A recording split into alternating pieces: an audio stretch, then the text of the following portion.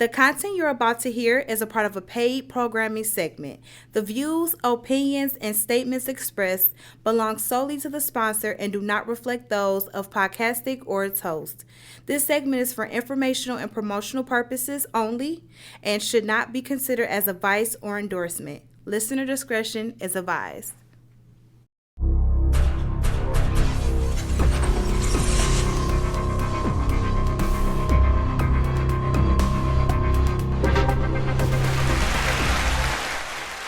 Up, though. My echo, I love it. Jesus said, "What up, though?" Hey, everybody. Welcome to the third episode of Jesus Talks with Dez Cortez.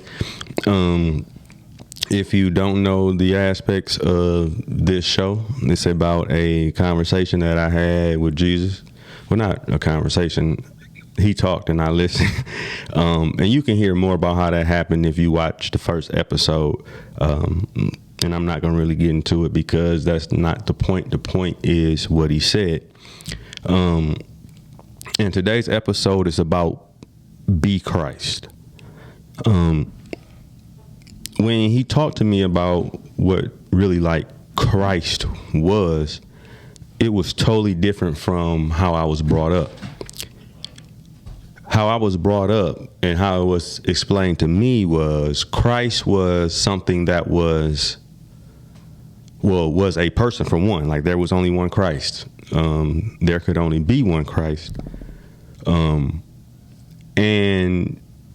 it was unachievable for us to get there, per se. He was perfect and you weren't. And you can't get to him personally. Like you can't be on his level. And what was amazing about what Jesus told me was one of the first things that he wanted people to know was that he was just like them. That when he was on earth, he was a man just like them. And he preached about being a Christ. So you would think like, okay, I thought Christ was a personal name for Jesus, and that was his persona. He was the Christ. But what he's telling me is that being Christ is something that we can all achieve. Being a Christ is something that he actually preached that he wanted us to obtain. That's why he's coming back here now. That's why he's talking to us now, because we lost that in the different, oh man, I don't even want to even call, in the different renderings of the Bible, we lost the aspect of being Christ. So one thing that he wanted me to make sure that everybody understands is that we have to be a Christ, not be like Christ. We have to be a Christ. And so, okay, so I said, let's see what Christ means in a dictionary. So I went to Webster's dictionary. It says the ideal truth that comes as a divine manifestation. Manifestation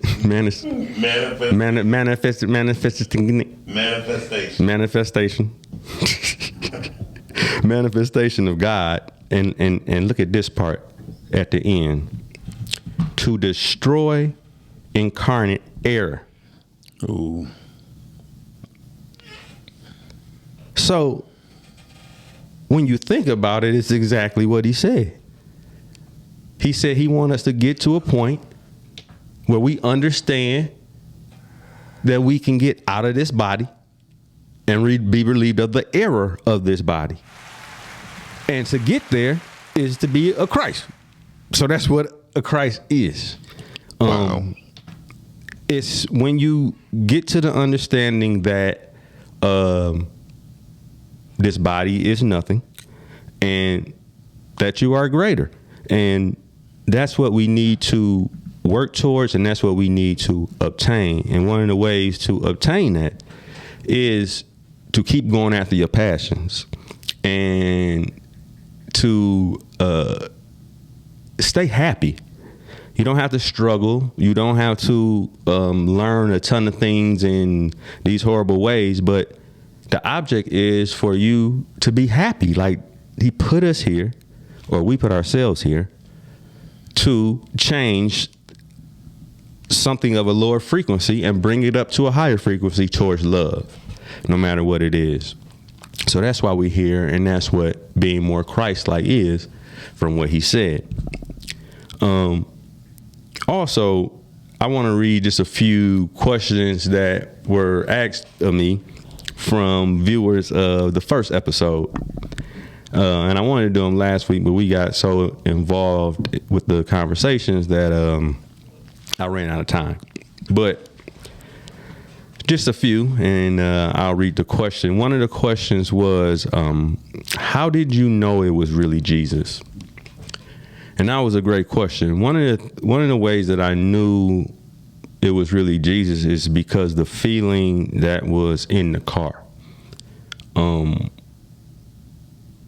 It probably was the safest I've ever felt in my life, per se. Like, it was a extremely loving feeling and atmosphere, not exactly what I was feeling before it happened. So I was, I could understand it was an alternate state. Now, I told you about my previous spiritual experience that was a few years earlier than that.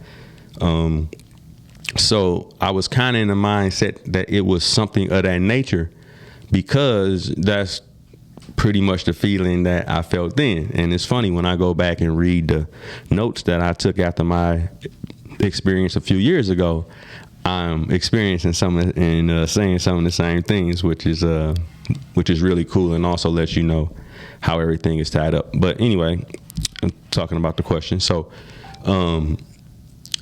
I really didn't know who he was at first. I just knew, it was a dude sitting in my seat that wasn't there. And my first thought was, this was like one of my spirit guides, because I have been reading up on spirit guides and different things like that, and wondering like what that was all about. And so that's like, that immediately popped in my mind. But I was waiting to hear what the next thing was going to be. And one of the first things he said was, I am the one that you call Jesus. And the feeling that I had when he said that helped me to understand that he was Jesus. I really didn't have a doubt in my mind at that time. I for a fact knew it was somebody sitting next to my ass, for sure. And I for a fact knew that this person was talking. I knew how I felt at the time. He wasn't glowing. He wasn't nothing that would be like, if somebody was riding by, they would have just pretty much thought it was two people in the car talking. But, it wasn't nothing extraordinary like that. But the feeling that I had internally definitely changed. And he kind of talked to me, not only from the words that he had, but it was like a telepathic type of everything okay type of deal. And maybe that wasn't him, that was in my mind. Maybe it was my guides helping me through that situation. But that's how I knew it was him. And then when he started talking, and he started telling me things that I know for a fact, not in the Bible, and I know for a fact, like, most people don't know. And it could be no way that you can know these things, like how shocking they were, and just the detail that he went in about his family and about Mary and about his different situations. Like, but no way. Like, he never even, like, he talked the whole 4 hours. He never stumbled over a word. He never stopped to search for the right word. He was just going. Like, he was just, man, it's like almost like he worked on it. He knew what he needed to say to me. And that is why I definitely 100% believe it was Jesus, but that's what he said anyway. And it's just a blessing, man. It's just a blessing to be thinking about something one way and then to really get a chance to meet it and see it, and it's even better than what you was thinking. Like that rarely happens in this world. When I used to go to LA and I used to want to meet these different actors and actresses and stars and different stuff like that, I used to always, feel a certain type of way, to the point where I didn't even want to really meet the people that I really liked, because when I met them for real, they were just so garbage almost that I would rather think of you as who I thought of you before. It was kind of disappointing. Yeah, no, extremely. And it happened more than once, you know what I mean? Like, it was a thing, and I just stopped wanting to even meet people there. So to understand that he's even greater than what you even thought, and that he's really real. Like, I spent my whole life as a kid and coming up talking about Jesus and loving Jesus and doing everything about Jesus, and I kind of lost that. But when he talked to me, like when he was there, I was relieved. Like, I was relieved that it was really a Jesus. I'm not gonna lie. Like, I'm like, oh dang, like it really is. And I mean, truthfully, the Bible didn't convince me. Christianity didn't convince me per se that he was real as they perceived him in the Bible, or as they wrote about him in the Bible. And he's definitely not what they wrote about in the Bible, but it was a very good feeling to really be able to say Jesus is real. I know that might sound crazy to people, but I don't know. That's just the feeling that was in my soul at the time. Like, I was relieved. Like, I really was relieved that Jesus was real. And that's how I knew. Another viewer asks, what did his voice sound like and feel like? So, as I said, I felt the comfort. You know what I mean? I felt the love. I felt the unconditional love. And if you ever felt unconditional love, like through meditation, different things like that, it's a very, very different feeling from what we call love. It is definitely, your soul would definitely pick up on unconditional love or whatever. But as far as us being able to think with these worldly minds about what unconditional love is, we can't. Because our love is stacked full of everything. You know what I mean? It's stacked in ifs. It's stacked in ifs. I love you if you my husband. I love you if you my sister. I love you if this. I love you if you do this. I love you if you do that. We if out on the love. And that's what to make that shit not love. It ain't. It's not at all. Love is unconditional. And that's why Jesus said he don't need no praises and he don't need your worship. He never asked you for that. He don't need that. He doesn't want that. Take that energy and put it towards making yourself better. That's what you need to do, because he loves you unconditionally. He does what he does out of unconditional love. He don't give a damn about how beautiful your voice sounds singing about him, because what he wants you to do is get yourself better. And I just think people need to understand, and I think we need to start taking our energy and put it towards what he would like us to take our energy and put it towards. But it makes perfect sense. It really makes perfect sense. Okay, let's go to another question. Why do you think he chose you to speak to? He actually told me this, and I wasn't necessarily thinking about this. I just thought I was just having another spiritual experience. And it's just it's kind of seemed familiar, but I know ain't no shit ever happened like this that I remember for sure, but it was a familiar feeling. Like I had been in that car with him before, in that per se car. Like maybe it was the feeling, maybe so. It was very familiar, very familiar. And his voice, it wasn't nothing unusual. Like it wasn't no thunder, or it was just, it was a voice of a black man in his middle ages, 40, 50, it was one thing about him is his vocabulary is amazing. His word choice and how he put his words together is amazing. And that's how you can understand too that you're working with something that's different from what's here, because for a fact, like nobody here puts the words together like the way he put the words together. Like nobody could even speak on the level of which he speaks. Like he would be, and as he said, people would come to see him from miles and miles and miles around because the way that he spoke, like Ted talked my ass. Like Jesus would be killing him. You know what I mean? And I was more so thinking about that. I think maybe if his voice was like really, really deep, I would have thought about that or whatever. But I kind of really didn't even think about his voice at all. I really just was more so thinking about what he was gonna say, because he kind of gave me a disclaimer after he said who he was, because when he said who he was, like, man, you talk about the adrenaline that went through my body, like like I got hot, like it was just, but it was in anticipation, like it was in like when he said like what he was about to do as far as telling me what he was about to tell me, I went into this state of I needed to, like I was engulfed in it. Like it was nothing else on this earth that I needed to do at that time other than listen to what he had to say. I don't remember nothing on the road.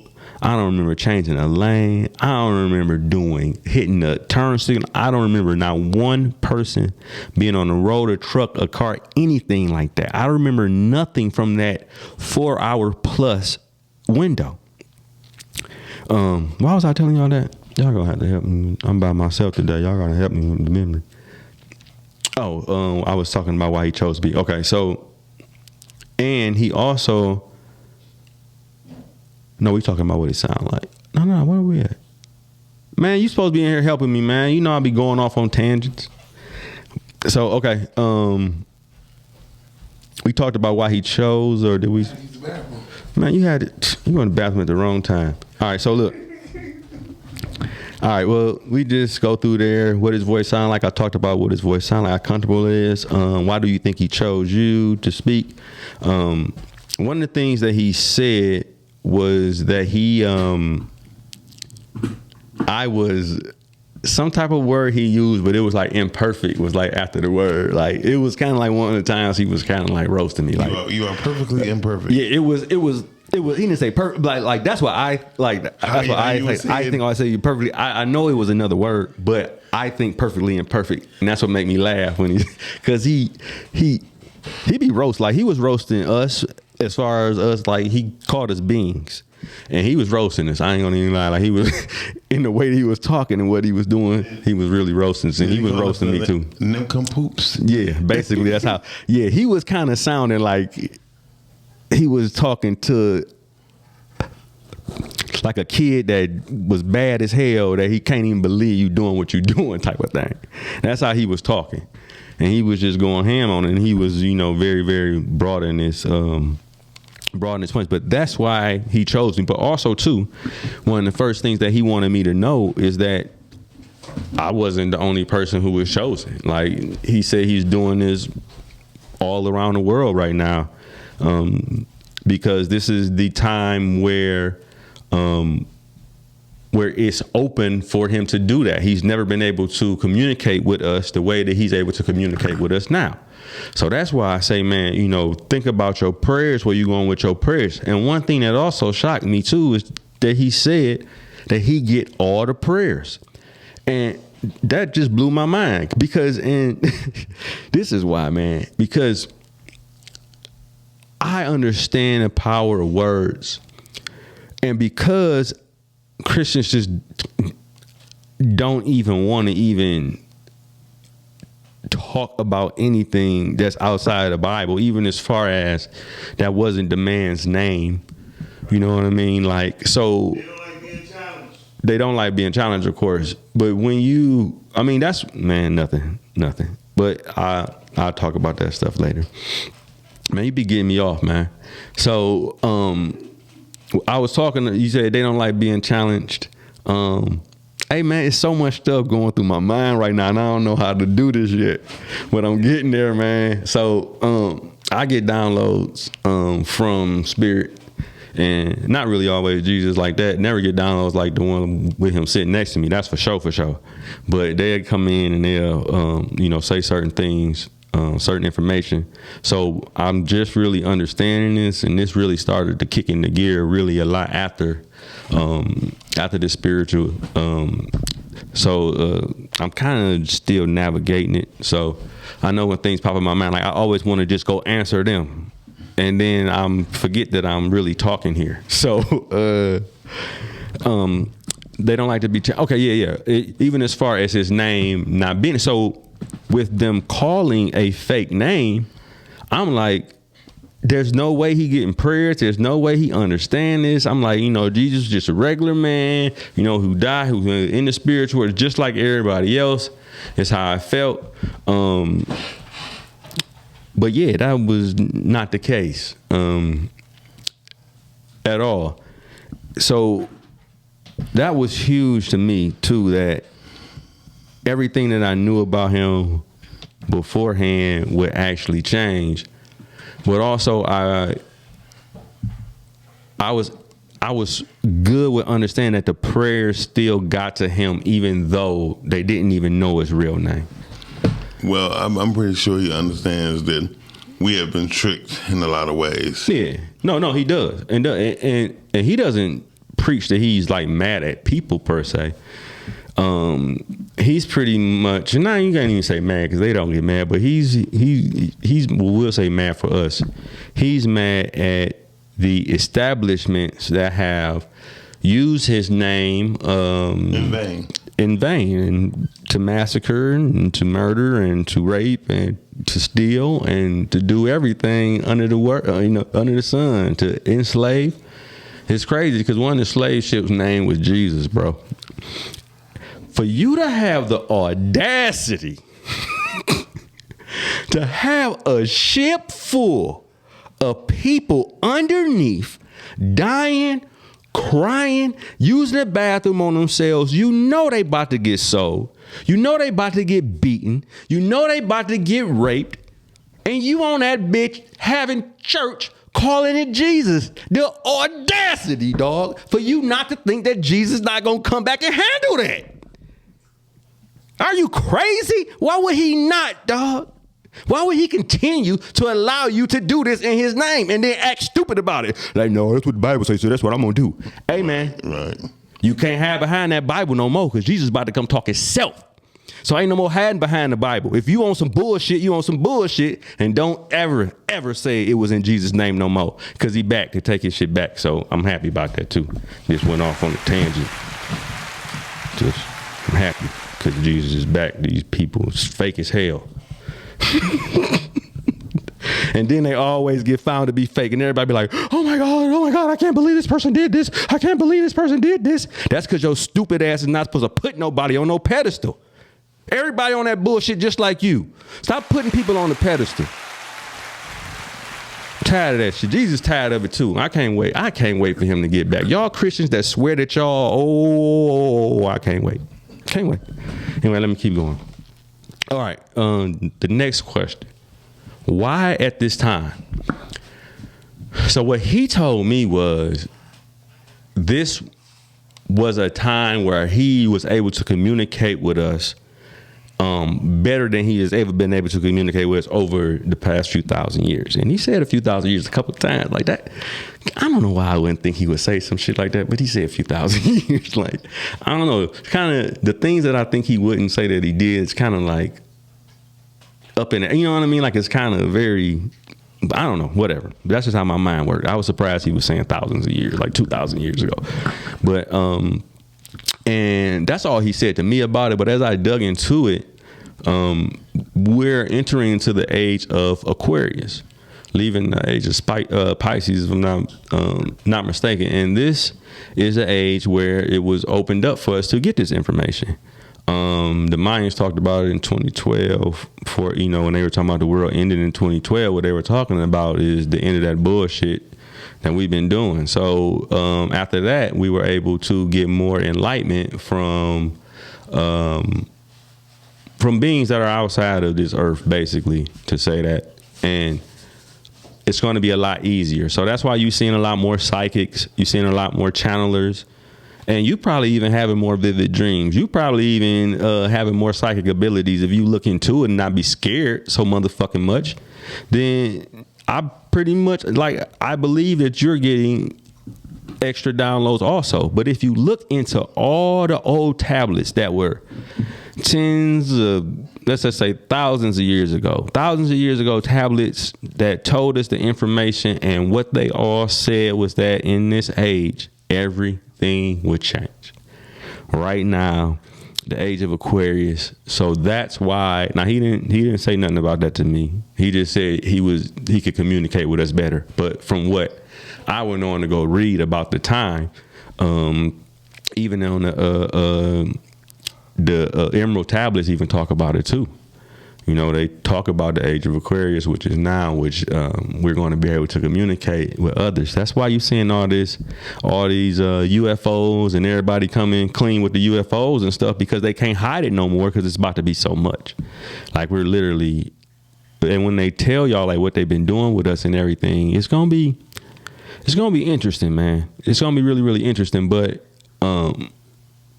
just be like, have yourself open. And first of all, you have nothing to fear. Our movies, the way we talk, different things like that really have put people in fear, and we have nothing to fear. So as you start to think about this information and start to open yourself up to Jesus talking to you for real, different things like that, and starting to throw away all them old beliefs, then I definitely think he's going to talk to you. Absolutely. And it works a whole lot better if you're clean. So if you drink a lot, you know, try to stop drinking for a week and then meditate. You know what I mean? Because alcohol blocks it, drugs block it. And I really want you to get your whole experience. Like, I want you to feel like I feel when I wake up, and I want you to see what I see when I close my eyes. And if that could happen for the people who are out here struggling with so many things that really don't even motherfucking matter at all. Damn, man, hold on for a second. I just know I'm doing the right thing, man. And I don't want my people to hurt no more, bro. Like, I really don't, man. And I see them hurting. They call me all the time. And when I talk to Jesus, like, this is shit that don't even matter, man. Like, at all. So, man,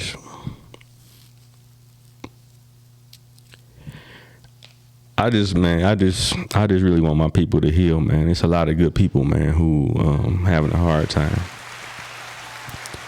Do you think they're having a hard time because they don't? Do you think they are trained not to receive what they are gifted with, versus them just not wanting to accept?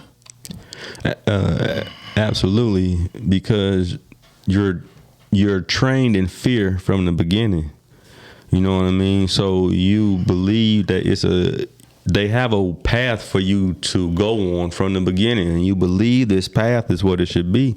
You go to school for this many years, you graduate, you get married, you have kids, you do this, you do that, you do this, you do that. And if you don't do this, then you're not going to be a good person. You're not going to be this. You're not going to be that. If you don't pray like this, if you don't say this, you go on to hell. If you don't do this, you burn. Like, you know what I mean? Like, I don't feel like my people have ever thought without fear. Like, I really don't believe they ever had a thought in their head that they would think wouldn't send them to hell. You know what I mean? Like, so we're thinking in fear. So we have no idea who we are. And that's what he's saying. Like, we got to wake up. Like, we got to understand who we are, because we are extremely powerful. And there's something else. And this is how I know the difference between unconditional love. Jesus talked about how his soul or his presence, whatever, has been getting uplifted over these last few thousand years because millions of people have been praying his name and praying to him. But he doesn't need that anymore. He is more sought and needs more for us to understand that who we are. Right. He don't need to go like he got all that under control. Right. But we need to understand that we cannot live in fear. We have nothing to fear. And once you start thinking on that level, everything will change. Your whole patterns will change. You'll be able to talk to your spirit guides, which Jesus told me you all have spirit guides that you're scared to pray to because you think you're going to hell and you thinking it's a demon. Well, let me tell you this too. He told me demons only live in your head, boy. The devil only live in your head, boy. Quit blaming it on some bullshit. Go to the judge when your ass in court and say, Your Honor, the devil made me do it. Your ass going to jail.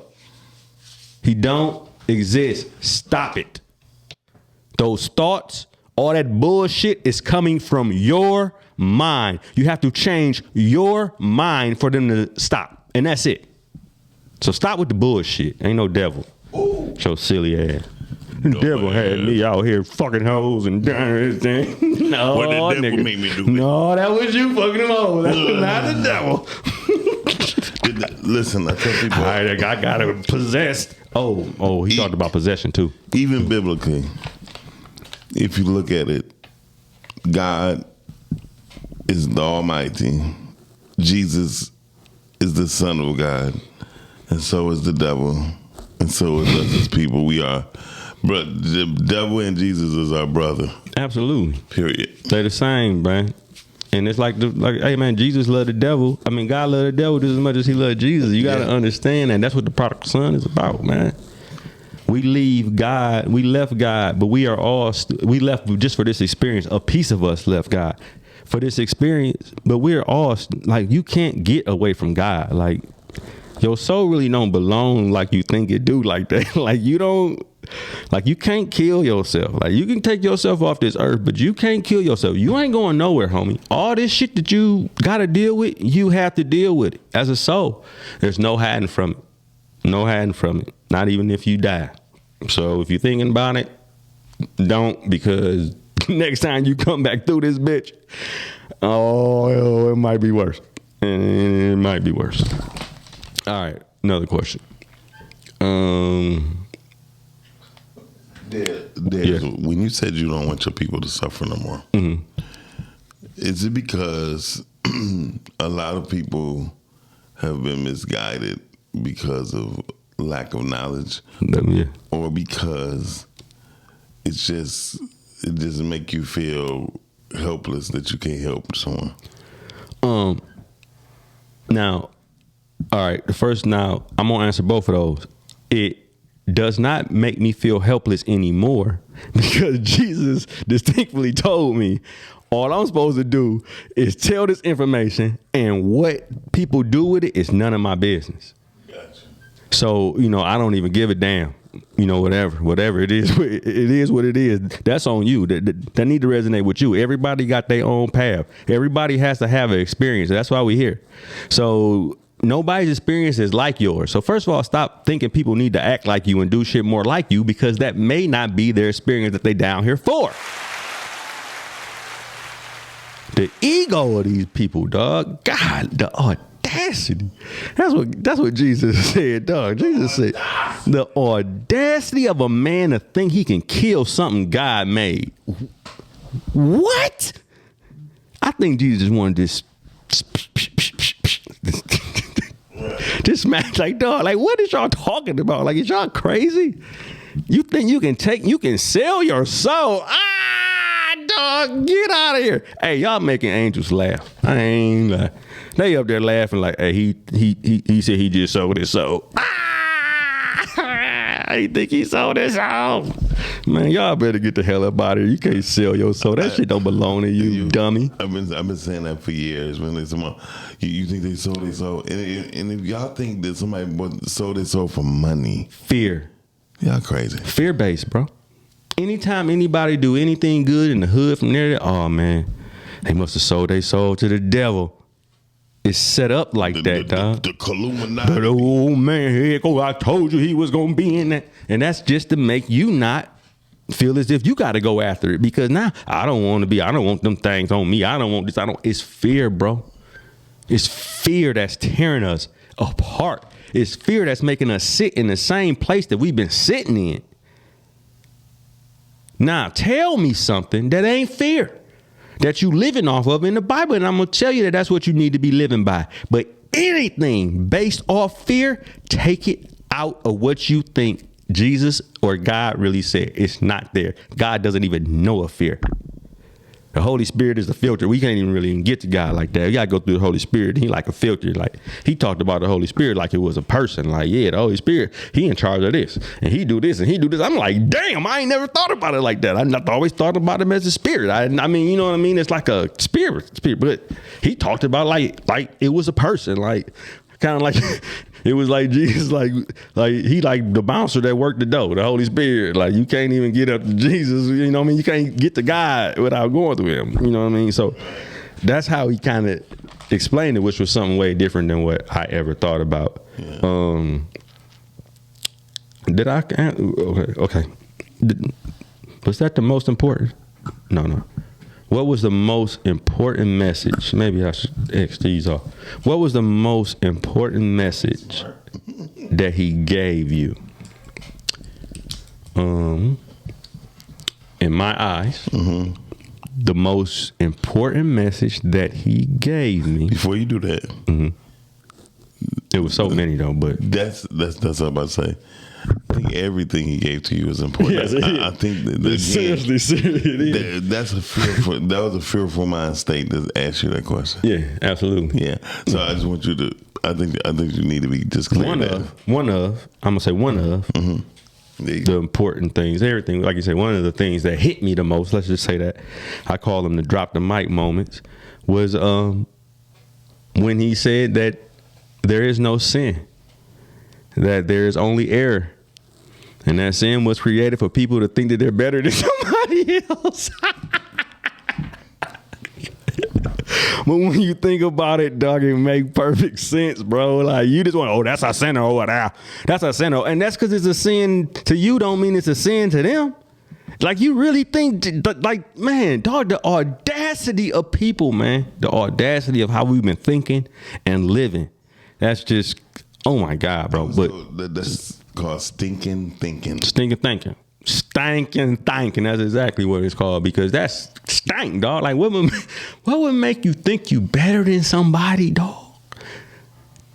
Dog, like, man, listen, and that's exactly what you said. Until we all understand that we are one, till we all understand that we are living in a illusion of separation, then we gonna keep coming back to this bitch. And this ain't no hell, but this is the worst place you can possibly be in your consciousness. This is the hell right here on earth. Like they even talk, and Jesus didn't tell me this, but if you do some, like they even talk about like different people who like not from this earth, but like study this earth. Like, man, what the fuck is wrong with them people there? Like they these superheroes who don't even know they superheroes and who like put all this shit in their lives. Like they said some of the hybrid beings that they made, like from your DNA, the aliens that's about to come over here first soon, like they having a hard time even acclimating themselves to be able to come on here because they don't understand. Like this shit makes so much not sense to them because they know who they are, that they having a hard time even in quarantine, like trying to even come to this motherfucker to be able to live because it's so fucking stupid to them. We seem so stupid to them that we would allow this type of thing to happen to you. And that's kind of what Jesus was on too. Like he was like, you know, all my soldiers. I love all my soldiers. My people who love me, I'm gonna fight for you. You ain't got nothing to worry about if you believe something that wasn't right. Like, that ain't what I'm here for. I don't even know, probably don't even know what you believe anyway. I'm just in where your soul is. But like, man, that's what he wanted to happen. Like, that's the message that he wanted to go for. And dang, dog, I swear, I'm gonna have to start telling spirits and stuff that they're gonna have to not be able. I'm gonna put my brain on do not disturb. I'm gonna have to ask them, how do I do that? Because they always want to ask me some shit right when I'm in the middle of something. All right. What changed in your life after that? One thing that changed just physically, some things changed, which surprised me, was and you can't see it now because I had to diet for one of my roles, but it's fighting through. But I actually, my whole bottom of my beard went white within like 4 or 5 days after the encounter, which was pretty wild to me, because if you look at the pictures of me at the graduation, like right after that happened, you will see like I got like a little bit of white right there, but my whole beard went white, and people was like, yeah, I was seeing that, man. I just didn't want to say that. But yeah, like my whole beard went white. And also too, my hair started growing back. So, well, I blamed it on Crohn's disease. I started losing my hair when I realized, when I got diagnosed with Crohn's disease. I said it was part of the medication. I said it was part of the disease, which is a symptom. But at the same time, that's when I wasn't thinking properly. And really, it came from what I was thinking. It came from, it was a outward show of how I felt on the inside. And I think he didn't necessarily like make my hair start growing back. I think what he did was he put my soul in a place where, take your time, brother. Take your time. He put my soul in a place that made me understand that it didn't matter. I was perfect. Regardless, I'm loved. Regardless, everything gonna be all right. And that's just what I want people to feel, man. Like, that's just really what it is, man. Excuse me. Oh, okay. We was talking about what had changed in my life, but yeah. So that that was more so of it. So that allowed, I believe, it just allowed my hair to grow. So now I had a outward show with my hair leaving of how I was getting lower and lower, in my frequency. And now that I am growing in it and understanding exactly what's really going on, I feel like my hair is growing back as an outward show of what's going on inside of me too, which is tons of growth, man. Tons of growth, but also too, like, everything has changed in my life. Like, I don't want to act like everything gonna be cookie cutter, but man, shit, compared to how I was last year, you know what I mean, at this time, even compared to how I was before it all happened, like, my family is different. Like, we together all the time. It's just a bunch of love, and we have our problems, but we work on them together. And my son is doing well, and he wasn't doing well at all. And I was very concerned about him.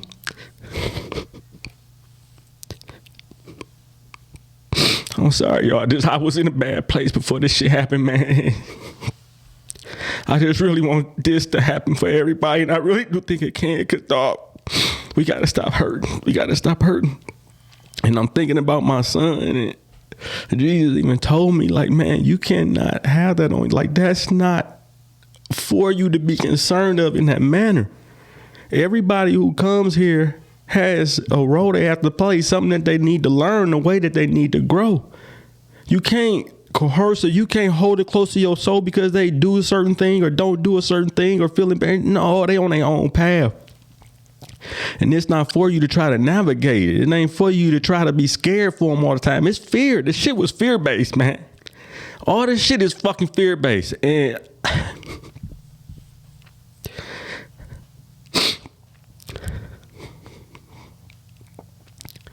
I almost destroyed my family trying to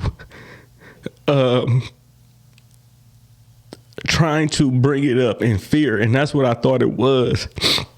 Spanking my kids, daddy here, daddy, you do something, you better know daddy gonna get in your ass. Just talking about scaring her, showing her different women, like, you want to be a hoe like that, you want to do this, you want to do that, like.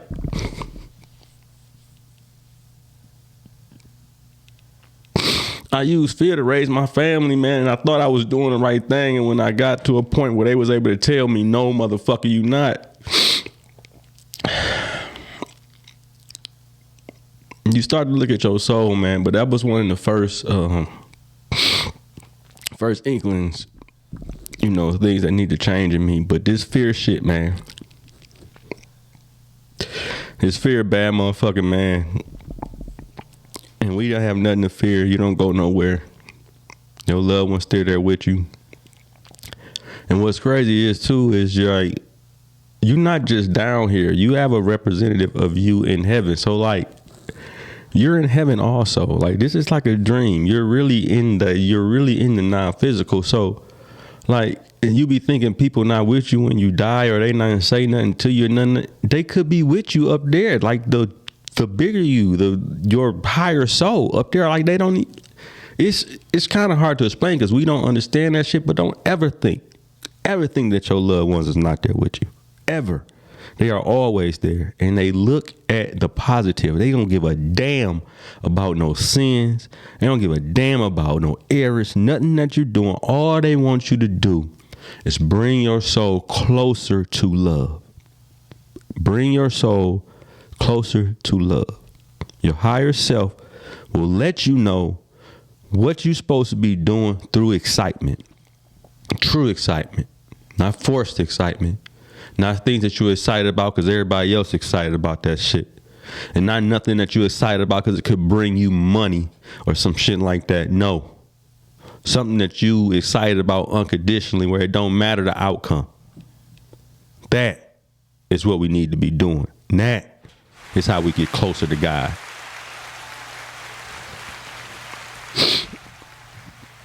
Not no damn Hail Marys. All right. I gotta say some jokes so I can get out of this crying shit. All right. That was, I really didn't expect to go there. But yeah. I'm very appreciative of what happened in my life since then. I am very, very appreciative of what happened in my life. Did you ever doubt it? Nope. I doubted if I was going to say something to other people. I doubted if I was going to tell, if I was going to do this, if I was going to sit here and have these conversations with you. I doubted it because it was just, it was fear. I still had the fear in my heart that people was going to hate me, that I was going to lose friends, that all the Christians in my life that had, helped me so much in my life and helped me grow and taught me so many different things. Like, I really thought that they would disown me. And I was living in fear. So yes, I had doubts that I didn't have doubts that it happened, but I definitely, because this happened for over 4 hours now. Now this is like, it may, maybe if it was like a 2-minute thing and I was like, did that really happen? But no, I had the opportunity to think, did this happen? Is this happening many times while it was happening? Around what time of the year was this? When exactly did this happen? It was the end of May. As a matter of fact, I can tell you. I'll tell you the exact day, because I keep saying that I need to know this day. Was you married then? I was married then. Do you think that was the reason why that even came about? Because it was time for. I think it was the first, or one of the first times that I really listened to my guides and my higher self and did what I told them, and you know what I mean. And that's how this shit works, because we living on this physical plane. The stuff that you thinking, the stuff that you want to do, you have to do it physically in order for it to happen, because we're on this physical plane. Right. So I think that was the first showing to them that I'm getting out of my old mindset and out of my old fear. So I think that did open up some floodgates for sure. Bet. I think for sure. Okay, I think this, because I remember when I was driving down that it was a rainbow, and I remember making a little video like, look, I'm running underneath a rainbow. I ain't never did that before. I'll find it, but it was towards the end of May. So it was towards the end of May. That's when it was, and I'll find the exact date for you soon. But it was towards the end of May. It was the wee hours of the morning. That's when it happened. It was still dark outside, going towards dusk. So I would probably think it was more like 2 o'clock in the morning, 3 o'clock in the morning, something like that probably. But if I look at my receipts from my gas and stuff, I can tell exactly when it was. So I'm going to do that too. All right. Because you said that on the first one.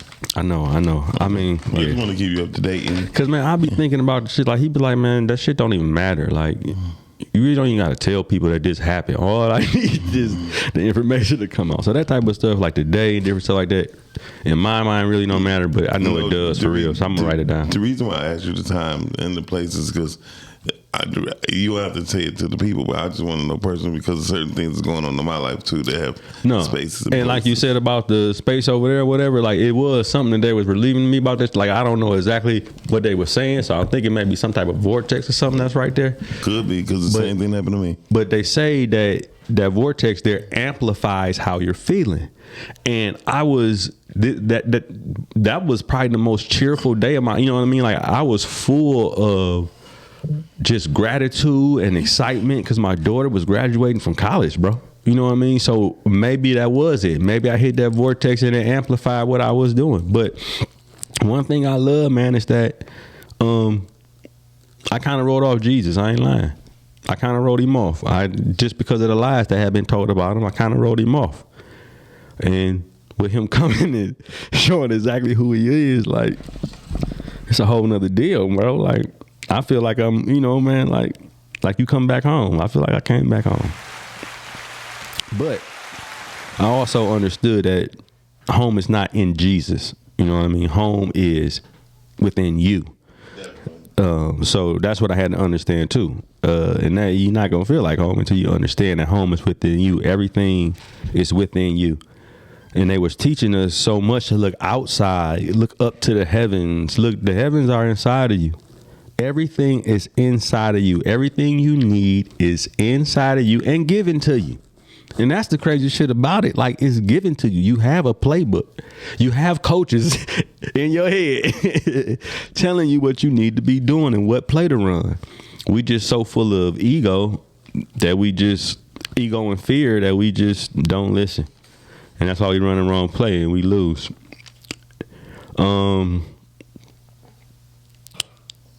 All right, I only got a couple of minutes, so I'm gonna do one more, and then we gonna end it up. So, what advice would you give people trying to seek this experience? Boom. All right, perfect. That's what I want y'all to do. You don't have to do anything. That's how easy it is.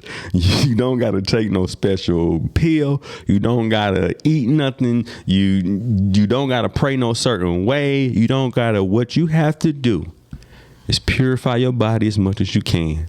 Get as close to your natural self as you can. Water, cleaning your system, those type of things. Because they, of course, if they're perfect and they need to get you, they can't get to you if you're covered by these different things. And maybe they can, but it's not going to be that excitement. I don't know. I can't say it won't, but you probably won't get that excitement unless you get yourself clean. And then what I want you to do. You said something deep. You know, I don't mean to cut you off. Mm-hmm. Because during that time, I became a vegan within 3 to 4 months, in the third or fourth month. See? Yeah, go ahead. It made perfect sense, bro. Yeah, go ahead. You know what I mean? And then that's what like all this shit is puzzle piece fit in. And that's how I know when shit right, because cleaning yourself for the good to come in is always good. Exactly. I mean, a detox. Yeah. A spiritual detox. It is. Definitely. It is. No, it is. And I just need you to do that. And then I just want you to lay back on your back, try to clear your mind, and I want you to say, Jesus, talk to me. And that's it. That's all you got to do, man. Be open to it. Be open to it.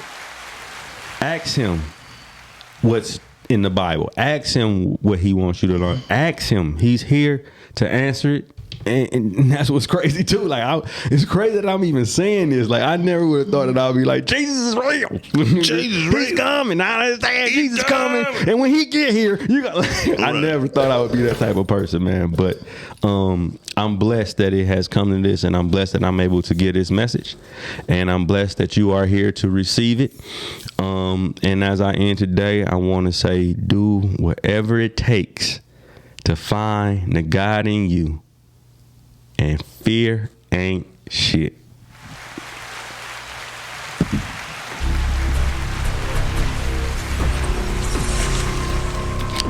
Ooh.